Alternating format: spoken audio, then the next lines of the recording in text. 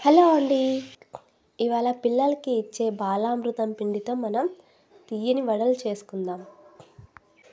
ఇందుకోసం ఏమీ అవసరం లేదండి. పిండిలో కాస్త నీళ్లు వేసి పిండిని బాగా కలిపి ముద్దలాగా చేసుకోవాలి. ఒకేసారి కాకుండా నీళ్లు కొంచెం కొంచెంగా వేసుకుంటూ కలుపుకోండి. లేకపోతే పిండి బాగా జారుగా అయిపోతుంది. ఈ విధంగా గట్టిగా ముద్దలాగా చేసుకోవాలి. ఇప్పుడు స్టవ్ మీద ఆయిల్ పెట్టి వేడి చేసుకోండి.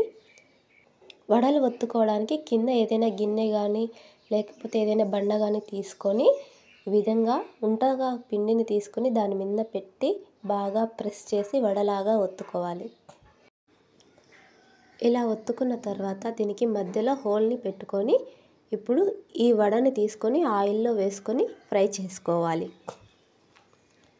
రెండు పక్కల బాగా ఎర్రగా కాల్చుకొని దీన్ని తీసేయాలి.